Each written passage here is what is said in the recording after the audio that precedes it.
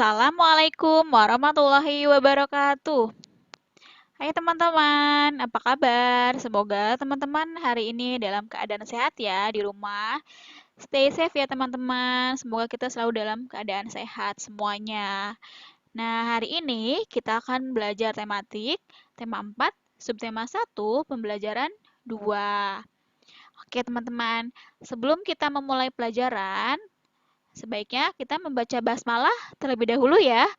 Bismillahirrahmanirrahim. Oke, sebelum belajar, Bunda akan menyebutkan tujuan pembelajaran kita hari ini. Yang pertama itu, dengan mengamati gambar, siswa dapat mengetahui reklame dan fungsinya. Dengan mengamati bangun ruang yang ada di sekitar rumah, siswa dapat mengetahui unsur-unsur kubus dan sifat-sifat kubus. Yang ketiga, dengan melihat gambar, siswa dapat mengetahui keberagaman masyarakat di Indonesia. Itu tujuan kita. Ya, teman-teman. Oke. Uhrawi.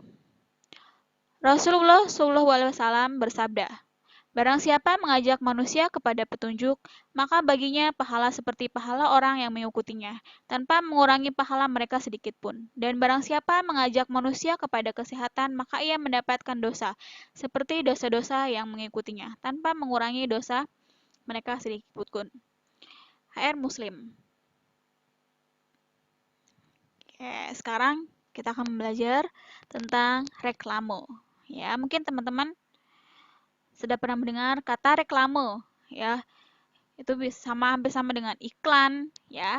Mungkin teman-teman kayak poster gitu-gitu mungkin tahu ya. Nah, ini reklame. Apa sih itu reklame? Reklame adalah gambar yang berguna untuk menawarkan atau mempromosikan barang dagangan atau jasa kepada masyarakat untuk membeli atau mengkonsumsi, yaitu reklame. Nah, fungsi reklame itu apa sih?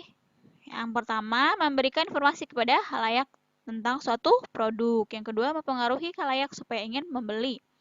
Yang ketiga, menciptakan kesan atau kepuasan terhadap konsumen. Yang keempat, merupakan alat komunikasi antar penjual dan pembeli. Itu fungsinya dengan adanya reklame bisa mempermudah ya penjual dan pembeli.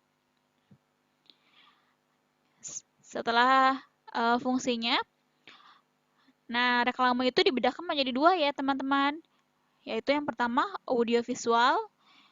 Mungkin kalau audio berarti suara ya, menggunakan media suara dan gambar. Contohnya misalkan iklan di TV, iklan di YouTube. Mungkin kalau teman-teman sekarang kan suka nonton YouTube nih, pasti eh, ada iklannya kan? Ya, sekarang kan kalau nonton Pesona Guru ada iklan ya kan? Ya teman-teman.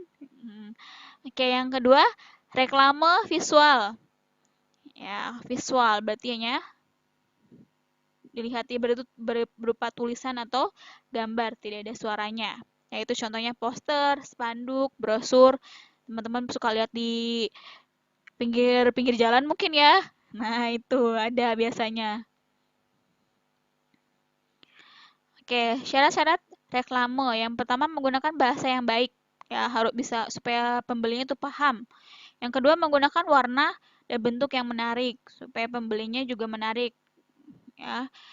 Terus yang ketiga bahasa mudah dimengerti. Yang keempat, kata-kata mengandung unsur ajakan. Promosi, misalkan diskon 40%, 50%, pasti pembelinya menarik ya. Itu pasti mau beli ya, teman-teman. Nah, selanjutnya bangun ruang. Ya, sekarang kita akan belajar tentang bangun ruang. Teman-teman sudah belajar. Pasti ya, bangun ruang. Bangun ruang itu kan banyak. Nah, kalau sebelumnya mungkin bangun datar. Ini kubus ini berasal dari persegi, yaitu dari bangun datar. Ya, kubus memiliki 6 sisi dan memiliki 12 rusuk. Bisa teman-teman lihat. Dan panjangnya sama kalau persegi, ya, beda dengan persegi panjang atau beda dengan balok, ya. Kalau balok itu berasal dari persegi panjang. Nah, unsur-unsur kubus di sini titik sudut. Ya, bisa teman-teman lihat nanti di gambarnya ya. Titik sudutnya ada apa aja sih di situ. Nah, yang kedua itu ada rusuk. Rusuk yang termasuk rusuk ada apa aja? Karena 12 rusuk nih. Di sini nanti teman-teman melihat gambar yang sudah Bunda tunjukkan di atas ya. Perhatikan gambarnya. nanti dicocokkan benar atau tidak gitu. Yang ketiga, sisi atau bidang kubus ya. Kubus biasanya memiliki 6 sisi. Nah, yang keempat, diagonal ruang ya. Biasanya ada 4 diagonal ruang di dalam kubus. Nanti bisa teman-teman cek lagi, belajar lagi di rumah ya. Yang kelima, diagonal bidang atau diagonal sisi. Di situ contohnya AF, BE, BG, dan seterusnya. Dan bidang diagonal suatu kubus ya. Ada apa? A, B, G, H. Contohnya itu termasuk bidang diagonal. ACGE dan selanjutnya. Itu unsur-unsur dalam kubus. Nah, sifat-sifat kubus nih sekarang. Sifatnya apa sih? Memiliki 6 sisi. Memiliki sisi luas yang sama. Yang ketiga, memiliki 12 rusuk. Yang keempat, semua rusuk memiliki panjang yang sama. Kelima, memiliki 8 titik sudut. Yang keenam, memiliki 12 diagonal bidang. Yang ketujuh, memiliki 4 diagonal ruang. Yang kedelapan, memiliki 6 bidang diagonal. Ya. Itu sifat-sifat dari kubus. Oke, sekarang kita masuk ke keberagaman masyarakat Indonesia. Di Indonesia itu sangat beragam. Dari sukunya, budayanya, adat istiadatnya, ya, itu berbeda-beda ya teman-teman. Nah, keberagaman masyarakat Indonesia disebabkan oleh beberapa hal nih teman-teman. Yang pertama itu keadaan geografis, ya. Karena kan di Indonesia banyak pulau-pulau gitu ya teman-teman. Ini dari siapa ini ada Pulau Jawa, Pulau Sumatera, Kalimantan, ya.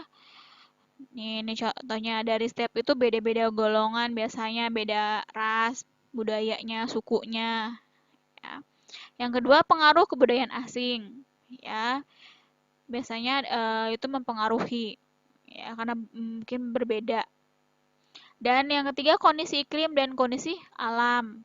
Setiap daerah itu berbeda-beda. Biasanya misalkan di sini hujan, di Jawa enggak misalkan, ya. Kondisi alamnya biasanya dari setiap daerah juga berbeda-beda. Itu keberagaman masyarakat di Indonesia.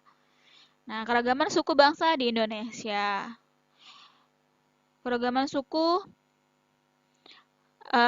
ada perbedaannya ya teman-teman. Contohnya ciri-cirinya dari setiap daerah. Di sini yang A itu tipe fisik, seperti warna kulit, rambut, bentuk wajah, dan bentuk tubuh. Misalkan di Jawa, misalkan sawo matang. Atau misalkan di Jakarta putih, misalkan. Ya, itu tipe fisiknya. Rambutnya kan ada yang keriting, ada yang lurus, ya. Bentuk tubuh juga. Tapi jangan body shaming ya teman-teman. Ya, jangan membeda-bedakan mau cantik, mau ganteng, ya mau jelek, mau enggak, jangan beda-bedakan. Sama, kita di mata Allah tuh sama ya. Yang B, adat istiadat. Dari setiap daerah biasanya beda-beda. Pakaiannya, upacara perkawinan, upacara kematiannya, ya. Yang ke C, yang kesenian daerah. Misalnya tariannya, alat musiknya biasanya berbeda-beda. Terus kekerabatan di Indonesia itu terkenal dengan ramah tamahnya ya. Kekerabatan kita tuh masih erat. Yang E, batasan fisik lingkungan. Misalkan daerah Baduy, teman-teman tahu ya. Baduy itu ada Baduy dalam dan Baduy luar. Yang terakhir itu keberagaman kebudayaan di Indonesia. Juga tampak dalam kesenian daerah serta agama. Ya, agama di Indonesia kan ada berapa? Ada 6 ya. Tapi walaupun kita beda-beda agama, tetap bersatu. Seperti semboyan kita, yaitu Bhinneka Tunggal Ika. Selanjutnya, arti penting memahami keberagaman dalam bingkai Bhinneka Tunggal Ika. Ya, Bhinneka Tunggal Ika berarti walaupun berbeda tetap sama ya. Kita tidak membeda-bedakan. Nah, ini dari bahasa walaupun ini tetap bahasa Indonesia kita ya. Bendera kita sama merah putih, benar ya, dan kita harus bersatu teman-teman ya, sesuai dengan dasar kita negara kita yaitu Pancasila. Ini pentingnya ya, ingat Bhinneka Tunggal Ika semboyan kita, yaitu tetap berbeda-beda walaupun sama, tetap 1 jua. Oke, itu ya teman-teman.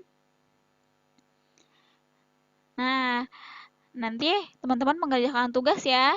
Di sini sudah Bunda kasih tahu halaman berapanya. Silakan teman-teman kerjakan. Nanti kita koreksi bareng-bareng aja pas saat Zoom sama Bunda.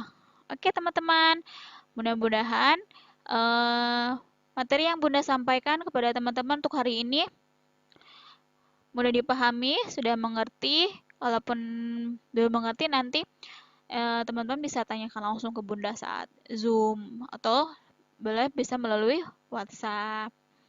Oke teman-teman, stay safe di rumah. Semoga teman-teman selalu bahagia.